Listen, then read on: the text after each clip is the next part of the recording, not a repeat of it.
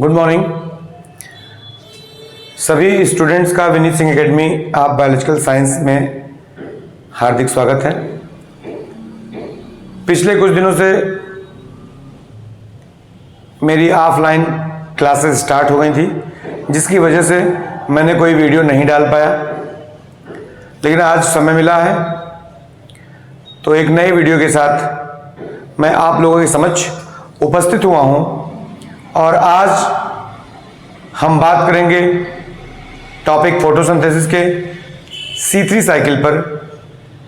काफ़ी बच्चों ने कहा था कि C3 साइकिल का जो डायग्राम है वो समझ में नहीं आता है, तो मैं इस वीडियो के माध्यम से सरल शब्दों में आप सभी लोगों को केल्विन साइकिल, C3 साइकिल या PCR साइकिल के बारे में बताने जा रहा हूं। आइए प्रारंभ करते हैं। सबसे पहले तो हम यह जानते हैं कि C3 साइकिल को 4 नामों से जाना जाता है। एक C3 साइकिल, दूसरा केल्विन साइकिल, तीसरा लाइट इंडिपेंडेंट रिएक्शन और चौथा फोटोसिंथेटिक कार्बन रिडक्शन साइकिल या PCR साइकिल। तो हम बात करते हैं कि ये 4 नाम एक ही चक्र के क्यों पड़े। 4 नाम है किसी चीज के तो जरूर कोई ना कोई कारण होगा। तो आइए हम बात करते हैं इसके फर्स्ट नेम पर, जो है C3 साइकिल।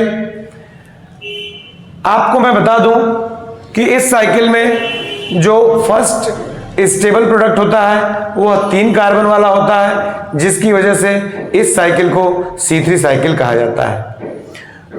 और वो फर्स्ट स्टेबल प्रोडक्ट होता है 3-फॉस्फोग्लिसरिक एसिड 3-PGA। यही कारण है कि यह साइकिल C3 साइकिल के नाम से फेमस है। दूसरा इसका नाम है केल्विन साइकिल। केल्विन साइकिल इसको क्यों कहा जाता है? केल्विन साइकिल इस डार्क रिएक्शन के इस साइकिल को, इस चक्र को सबसे पहले केल्विन बेंसन नामक वैज्ञानिक ने बताया, इसके डिटेल को बताया, इसलिए इस साइकिल को केल्विन साइकिल के नाम से जाना जाता है, जो कि इसका दूसरा नाम है। तीसरा नाम इसका लाइट इंडिपेंडेंट रिएक्शन। नाम से ही स्पष्ट है, लाइट प्रकाश, इंडिपेंडेंट मतलब मुक्त, रिएक्शन मतलब अभिक्रिया। तो यहां इस साइकिल में डार्क रिएक्शन में या डार्क रिएक्शन के इस साइकिल में डायरेक्ट लाइट की कोई जरूरत नहीं पड़ती है, बल्कि यह लाइट रिएक्शन के द्वारा उत्पन्न किए गए एनर्जी पाउच ATP और NADPH2 को लेता है, उनसे एनर्जी प्राप्त करता है, उनको विघटित करता है और अपनी सारी अभिक्रिया चक्र को पूरा करता है। इसलिए इसे लाइट इंडिपेंडेंट रिएक्शन भी कहते हैं। चौथा नाम है इसका फोटोसिंथेटिक कार्बन रिडक्शन साइकिल। यह नाम क्यों दिया गया? साइड में इसको PCR साइकिल भी बोलते हैं। P for photosynthesis, C for carbon, R for reduction. यहां एटमॉस्फेरिक कार्बन डाइऑक्साइड एब्जॉर्ब किया जाता है, यूज किया जाता है, और इसी कार्बन डाइऑक्साइड की मदद से पौधे सुक्रोज के रूप में अपना फूड मटेरियल निर्मित करते हैं। इसलिए इस साइकिल का चौथा नाम PCR साइकिल या फोटोसिंथेटिक कार्बन रिडक्शन साइकिल होता है। तो आप जान लीजिए, एग्जाम में अलग अलग नाम से पूछा जाता है। C3 साइकिल क्या है, केल्विन साइकिल क्या है, लाइट इंडिपेंडेंट रिएक्शन से आप क्या समझते हैं, या फिर PCR cycle means photosynthetic carbon reduction cycle से आप क्या समझते हैं। तो आप इसमें कंफ्यूज ना हो, चारों नाम एक ही चक्र के हैं। C3 साइकिल कर लीजिए, केल्विन साइकिल कह लीजिए, लाइट इंडिपेंडेंट रिएक्शन कह लीजिए, या फोटोसिंथेटिक कार्बन रिडक्शन साइकिल कह लीजिए। अब हम बात करते हैं, ये ग्राफ मैंने बनाया है और हम देखने जा रहे हैं कि कार्बन डाइऑक्साइड किस तरीके से C3 साइकिल में यूज होता है और पौधे अपना भोज्य पदार्थ बनाते हैं। सबसे पहले C3 साइकिल के लिए कार्बन डाइऑक्साइड का जो एक्सेप्टर होता है वह होता है राइबोलोज 1,5 बाइफास्फेट। राइबोलोज 1,5 बाइफास्फेट 6 कार्बन अणुओं, क्योंकि ये 6 मोल होता ही है, 6 कार्बन अणुओं, 6 कार्बन डाइऑक्साइड मॉलिक्यूल को लेकर के विघटित हो जाता है, 3-फास्फोग्लिसरिक एसिड का निर्माण करता है। 3-फास्फोग्लिसरिक एसिड के निर्माण के समय यह वाटर मॉलिक्यूल को भी रिलीज करता है। अब 3-फास्फोग्लिसरिक एसिड 12 एटीपी, ये एटीपी जो लाइट रिएक्शन में बने हुए हैं उनका यहां इस्तेमाल हो रहा है डार्क रिएक्शन में, क्योंकि कोई भी अभिक्रिया चलने के लिए एनर्जी की जरूरत होती है और यह एनर्जी एटीपी जो लाइट रिएक्शन में एटीपी बनी थी नॉन साइक्लिक और साइक्लिक फोटोफॉस्फोरिलेशन के थ्रू, वो उसका इस्तेमाल डार्क रिएक्शन में होता है। 3-फास्फोग्लिसरिक एसिड 12 एटीपी, तो इसके 12 मॉलिक्यूल होते हैं। 3-फास्फोग्लिसरिक एसिड 12 एटीपी से फास्फेट लेता है, एटीपी एडीपी में कन्वर्ट हो जाता है और बन जाता है 1,3-डाइफास्फोग्लिसरिक एसिड। 1,3-डाइफास्फोग्लिसरिक एसिड के 12 मॉलिक्यूल बनते हैं और 12 NADPH यहां खर्च होता है, यहां रिडक्शन होता है 1,3-डाइफास्फोग्लिसरिक एसिड का, और यह 12 मॉलिक्यूल फास्फोग्लिसरैल्डिहाइड 3-फास्फेट में कन्वर्ट हो जाता है। फास्फोग्लिसरैल्डिहाइड 3-फास्फेट के 12 मॉलिक्यूल बनते हैं। 12 मॉलिक्यूल में से मैंने यहां देखिए समझने के लिए अलग अलग कर दिया है, 2-2 मॉलिक्यूल में ये धीरे धीरे आगे की अभिक्रिया को बढ़ाते हैं।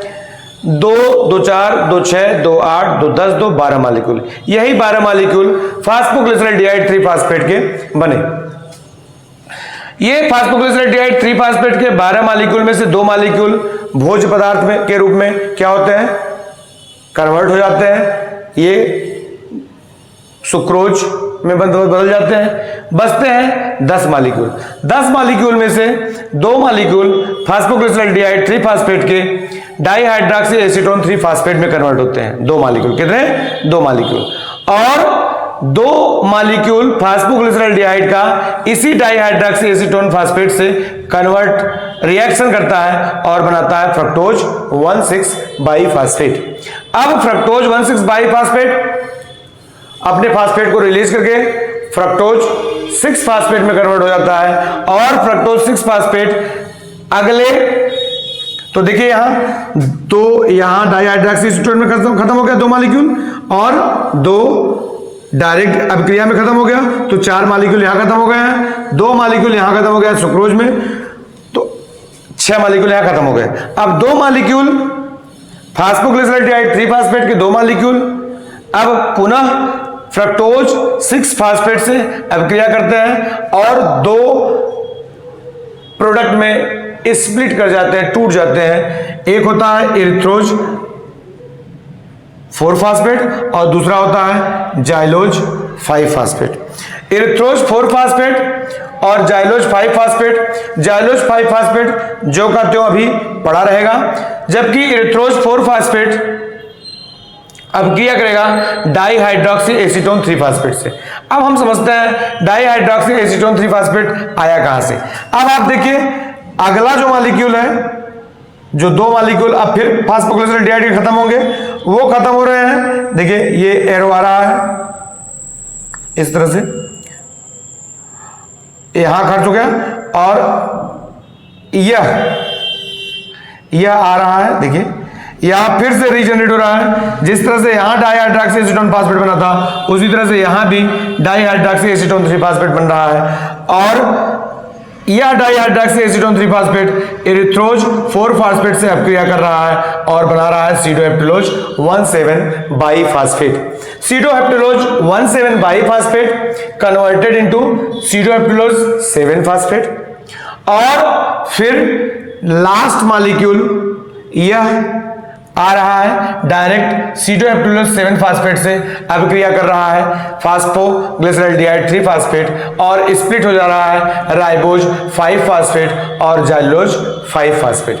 राइबोज 5 फास्फेट के 2 मॉलिक्यूल बने, जाइलोज 5 फास्फेट के 2 मॉलिक्यूल बने और यहां जाइलोज 5 फास्फेट के 2 मॉलिक्यूल बने हैं।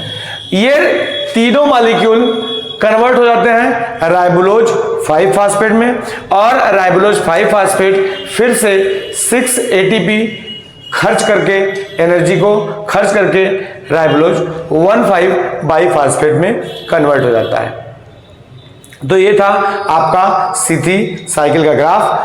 आपको यह ग्राफ समझ में आया या नहीं, इसके बारे में अगर कोई आपको डाउट हो तो निश्चित तौर पे हमारे कमेंट बॉक्स में आप आएं और अपने डाउट्स को क्लियर करें। विनीत सिंह एकेडमी की तरफ से विनीत सर का आप सभी लोगों को धन्यवाद।